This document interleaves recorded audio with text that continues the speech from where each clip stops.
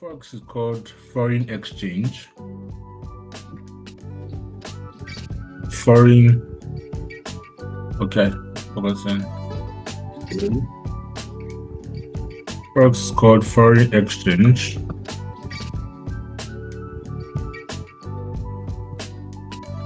It's in the right separate. Right and separate. Foreign exchange. So let me use our local explanation of foreign exchange. You know, in a situation whereby you have for example, $100, Abi, and that $100, yeah, you need to sell it to our normal BDC, Bureau de Change, and all those kind of people. So now, for example, you know that you have $100, and that $100 now will give you like 100,000 naira if you sell. You understand? Let's say the price of the $100 is high at the moment, so you say, okay, let me sell right now, then buy when it is low. So you go to your BDC, your Bureau de Change, you sell that $100, Abi. You sell the $100, yeah, for 100,000 naira. You get 100K in return in exchange for your $100. Now you wait when the price of dollars is low, Abi. Then you go back to that Bureau de Change, and let's say at the moment, at the time that price is low, let's say the $100 now is like 90,000 naira. So you go back to the Bureau de Change, and you with your 100,000 naira, and said, okay, you want to buy back $100. You understand? Now you are buying $100 for 90K. You understand? You have 10K left. You understand? For you as yours. That is your profits for selling high and buying low. You understand? So when price goes back up to maybe 110, 120, you sell off again. You see, that process you are doing is called foreign exchange.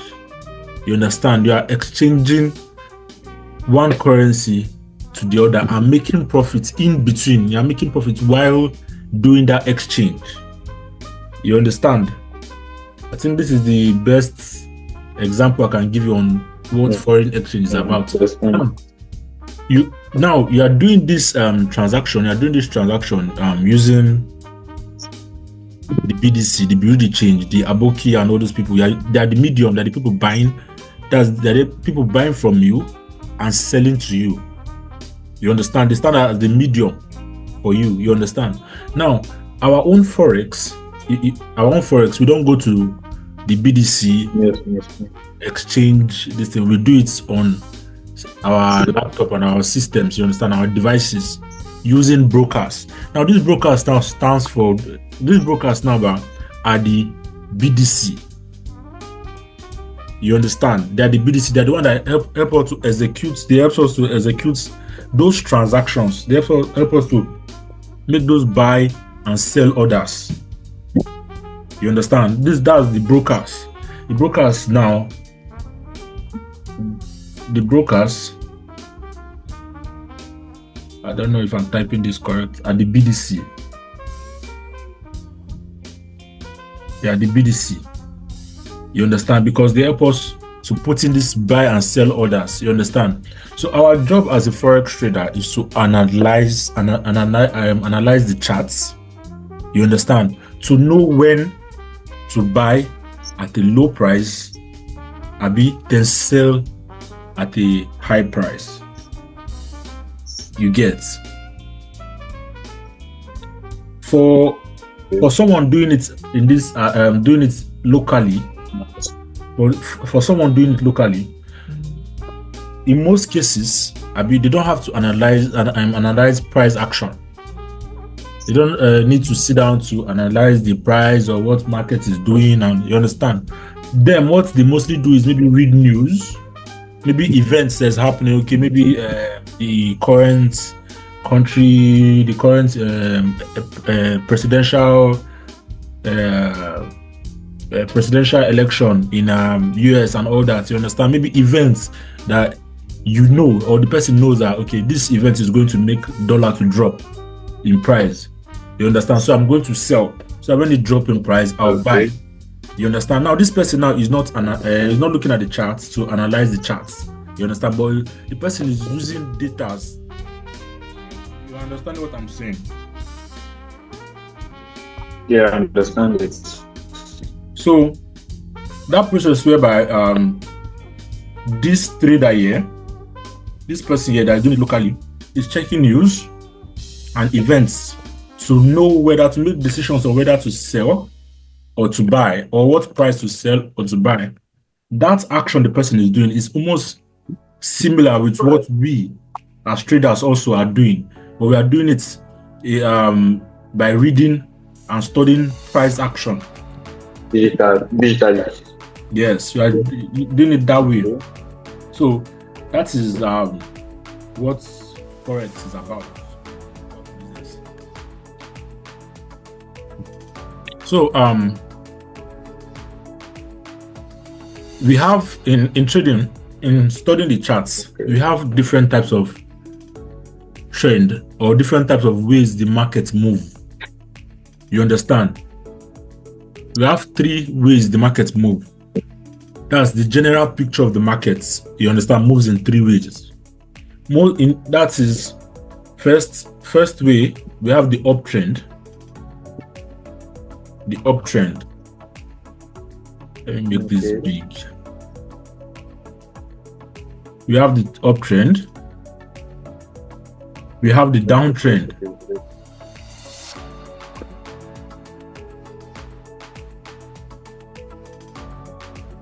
Then we have the ranging markets. The ranging markets. The range. Let me just say ranging markets. Now let me put this. Let me do it like this. Okay. Let me do it like this. Better. So we have the uptrend, we have the downtrend, we have the ranging markets. Now, the markets always trend. The uptrend means price going to the upside, downtrend means price going down, and ranging markets is price going sideways. You understand? We'll always see the markets moving in trend. You understand? The market will always move in a certain direction. It's always move in trend. You understand? So for the uptrend bar, for the uptrend, we'll always see price creating new higher highs and higher lows. Let me come again. For the uptrend, we'll always see price creates new higher highs and higher lows. Now, this as price is moving to the upside, Abi? Yeah. As price is going to the upside. As price is creating new high, this high here, Yes. Abi, this place I cycled here, Abi, Yes. for the uptrend is called higher high. Yes. It's called higher high. Let me write it.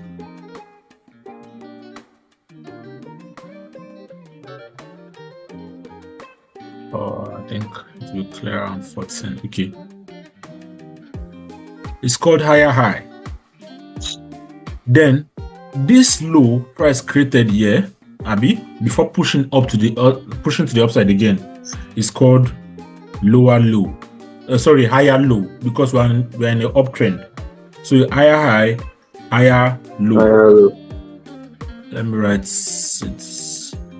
Low. Higher low. You understand? So in an uptrend, price will always create new higher highs Abi, and new lower low. Yes. You understand? As long as price is trending to the upside. Like when it's uptrend. Okay. You say? Yes. Come again? When it's good, when it's uptrend, when it's uptrend, it's higher high and higher low. Yes. But when it's downtrend, it's lower high and lower low. Yes. In an uptrend, it is higher high and higher low because price is going to the upside, so it is creating a higher high. You understand? Right. Because the high it is creating, it is higher than the previous. Yes. For example, this high now, Abi, is higher than this previous one. Yes. You understand? This high is also higher than this previous high. You get? So in an uptrend, it always creates a new higher high because the current high is higher than the previous high. And it always creates a new higher low because this low is higher than this previous low. You understand? So as long as the price keep trending to the upside, it creates new higher high understand. And higher low. Just to make that very clear. Now let's leave it like this. Then in the downtrend, for the downtrend, price always creates new lower high, lower low. Let me write it's lower high, lower high,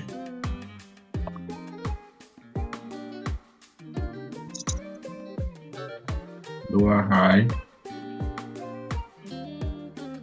and lower low. Lower low.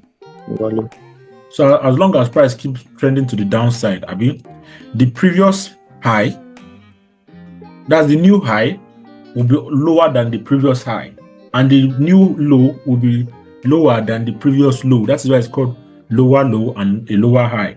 That is this low, this high here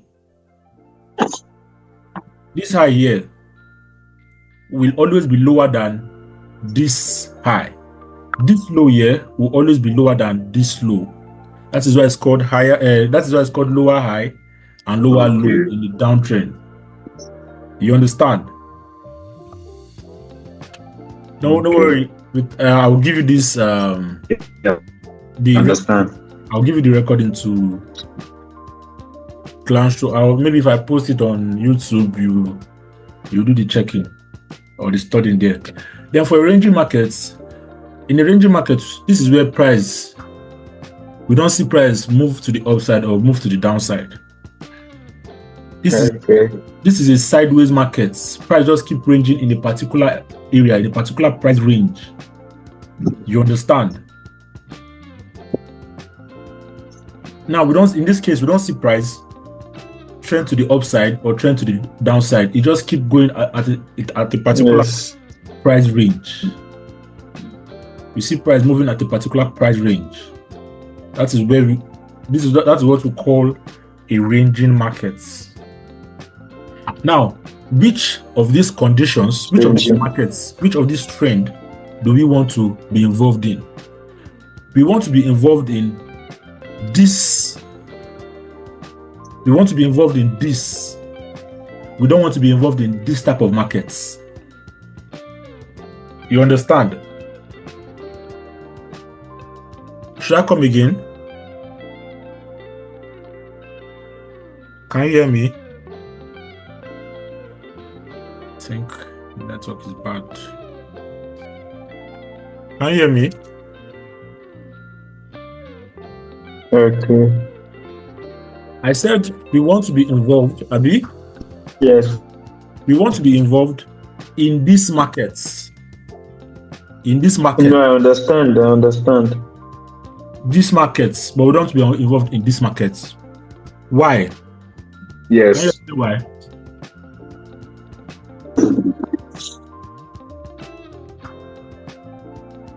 The reason why is because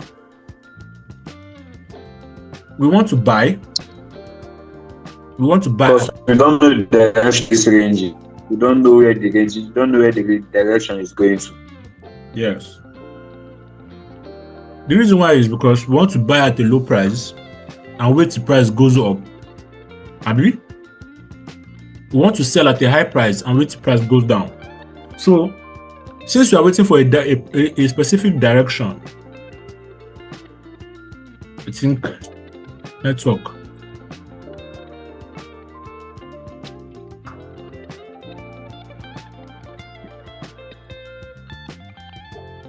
So, since we want to buy and sell in a specific direction, Abi, we don't want to be involved in a ranging market because it is actually going up. It is ranging in a particular price, in a particular price area. We want to buy for price to go up. I want to sell for price to come down. You understand? So that is what we want to do. Yes. Now, the ideology behind price trending in this way, going up and down is, listen carefully. In the markets, Abi, in the markets, yes, for every impulsive move, for every push, Abi, there's always a retracement. Yes. Let me come again. The reason why price is trending in a zigzag way, Abi, yes, for every impulsive move, there's always a retracement or a correction. Now, okay, let me explain better.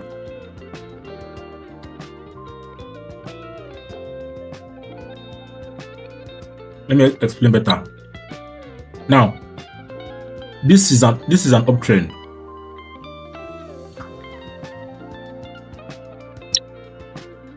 In an uptrend, Abi, this leg here,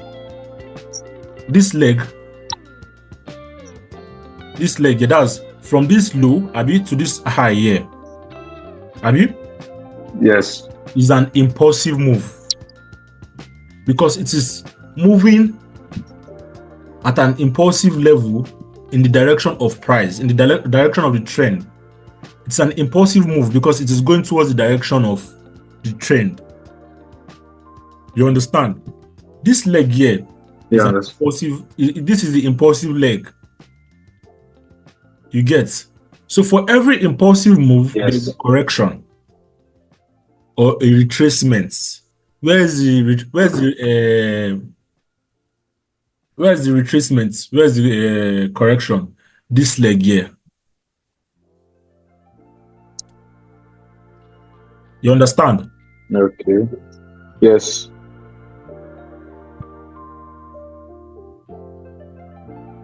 Let me change the color.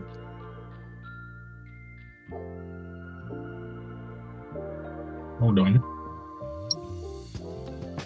So the impulsive move is painted black and the correction is painted red.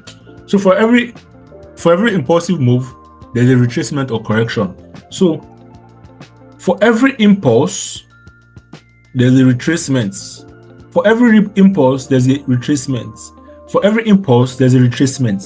For every impulse, there's a retracement. For every impulse. That is why we have price trending in a zigzag way. You understand?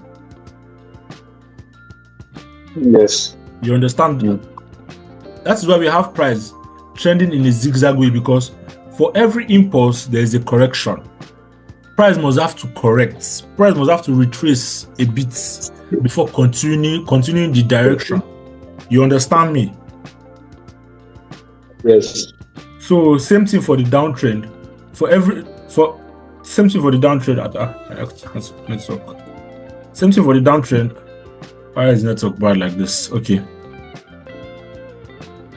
Same thing for the downtrend. For every impulse to the downside, there is a retracement or correction. And that is why we see price moving in a zigzag way. Because in that, we cannot just have price push We cannot have price just push up. We cannot just have price push up, Abi, without price correcting a bit. You understand?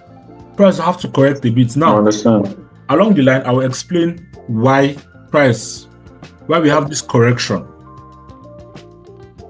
Along the line, I will explain because, okay, let me just give a brief hint on why we have these corrections or these retracements. Yeah, are you hearing? Okay, let me give you a hint on why we have these corrections or retracements. For example, I come to the market, I buy. I see a very important level that, okay, this area here, price is going to reverse from it and is looking for like a buy trade. So I get in here for a buy. Now, I'm in the trade and price is moving to the upside. Abi? Now, I will not be able to, after buying, yes, looking for area to take profits. I'll be looking for zones where I will take profit or where I will close my trade because I cannot hold this trade forever. You understand? I want to take my money out. Okay. Let's say, for example, there's a valid level here. There's a valid level here that I feel if price comes to that area, it's going to drop. Or that place might be a little obstacle for price, then I set my TP at this point. You understand? So me buying here, and price get to this point, and I've taken my order, I've taken my TP, I've gone out of the market. You understand? That is how so many people also see. You understand? That's how so many people also see that level you saw. You understand? Other traders are seeing that level you are seeing. You get? So as they are taking orders, as they are taking their own profits from that level, other traders are selling at that level too. So the order that came here, let's say 100 traders bought here. Okay. 100 traders bought at this area here, at this zone here, and these orders, force price to move up. You get? Force price to move up. Now, at reaching this level here, at price reaching this area here, you close your trade. So now, these 100 traders, out of the 100, 30 are seeing this level to take profits. So when price got there, 30 traders closed their trade. We are left with how many? 70. So we are left with only 70 orders at that point. You understand? Now you don't expect price to move with huge force again because 30 traders have gone. The orders has reduced. Market. You understand? So you don't expect the price to move fast anymore. It begins to slow down at that level. Now that same level, that you saw to take profits, other traders now saw that area are looking at that area to sell because it's also valid for a sell. So now some new traders now are introduced into that place. Let's say 30 traders, 30 new traders came into this place to sell. You understand? So we have 30 new sales countering these 70 buys from this area. So these 30 new sales, will force price to go down a bit. That's adding with those ones that have left the market because there's no huge momentum anymore. These 30 new traders that are selling will force price to go down a bit. But do you know why it cannot force price to break these points? Because these 30 new sales are not enough. For it to break down these points, you need to have more sellers that will overshadow these 70 buyers. You understand? That means you have to have maybe like 80 sellers, Abi, that will overshadow these buyers. Now, because if 80 overshadow the buyers. Yes, if 80 new sellers come, Abi, if 80 new sellers come into the market, that means the orders of sell have overshadowed the orders of buy. You understand? By 10. So to force price to go down and break this level. But as long as it is just 30 sellers, price will retrace down a bit, Abi. But these 70 traders, these 70 orders, these 70 buyers will always win because their orders is higher than the sell. They will always win, and at some point, at another level here, another reasonable level, new buyers again that have seen this opportunity, new buyers will also come in at another level, forcing price to go up. That is the idea of why price move in impulse and correction. I don't know that you understand this. Okay. I understand now. I will send the record. I'll edit it and I'll post it on YouTube so that you can watch it to understand this concept. This is why, in most cases, we see price go in impulse and correction, impulse and correction. You understand? Just because for the correction or the retracement is because traders are taking out profits. New traders are coming in at that level, and so on and so forth. So I've explained the